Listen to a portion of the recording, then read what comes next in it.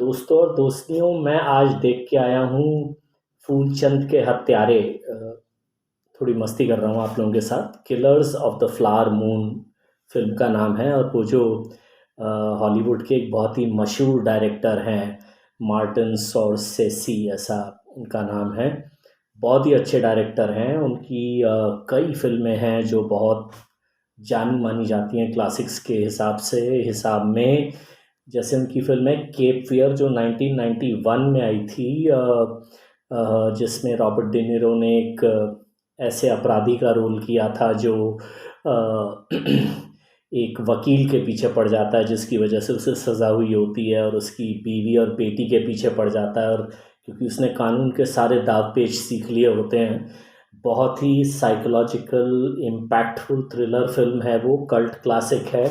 और उस फिल्म को हमारी कई फिल्मों में, बाजीगर में, कुछ कुछ, अग्नि साक्षी में, डर में, फरेब, कई फिल्में आई हैं जिनमें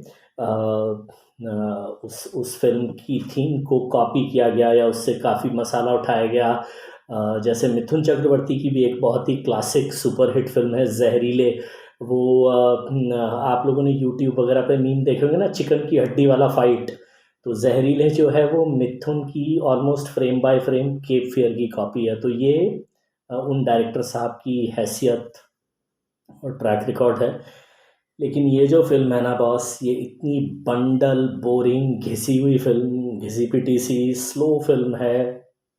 और सबसे पहले ये लगातार मेरे साथ हुआ है आज दूसरे दिन। कल मैं आँख मिचोली को इंटरवल के कुछ 10-15 मिनट बाद और देख के कोशिश करके छोड़ के आ गया।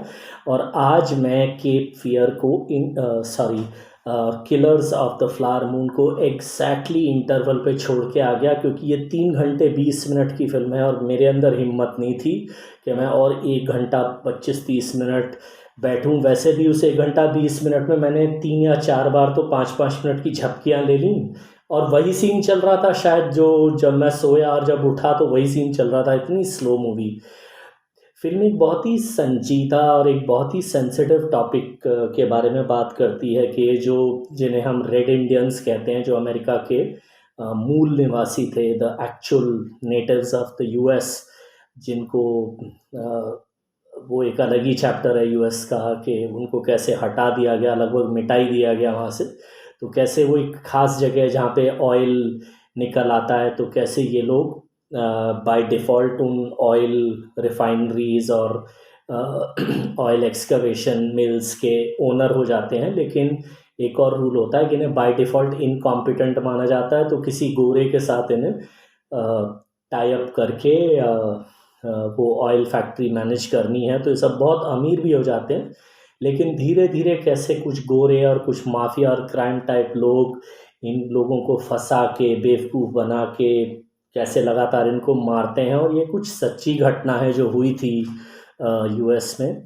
लेकिन इतनी बकवास बोरिंग ढंग से उसको दिखाया गया है। लियोनार्डो डी कैप्रियो हैं, मेरे बहुत ही फेवरेट एक्टर हैं वो। Titanic, catch me if you can और ऐसी कई फिल्मों में, जैंगो रिटर्न्स, बहुत अच्छी एक्टिंग करते हैं वो।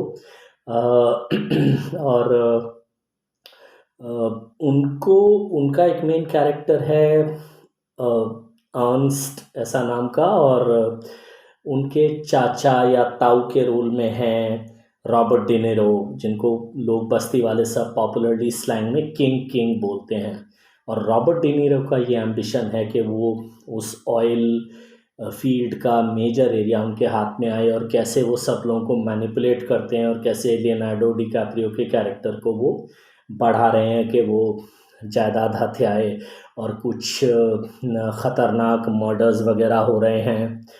खैर, जो भी मतलब, प्रॉब्लम ये है कि जहाँ एक इंटेंस ज़बरदस्त थ्रिलर बन सकता था, डायरेक्टर मार्टिन साहब ने टोटली टोटली मतलब एक रियलिस्टिक या कुछ बहुत ही आर्टिस्टिक फिल्म बनाने के चक्कर में बहुत ही बोरिंग फिल्म बना डाली है। लोग बैठ के बात कर रहे हैं तो कर ही रहे हैं।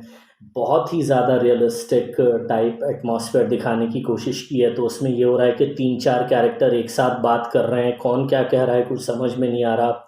वो तो थैंकफुली के सबटाइटल्स चल रहे थे। और तो उसको आप पढ़ के आप थोड़ा हिसाब लगा पा रहे थे।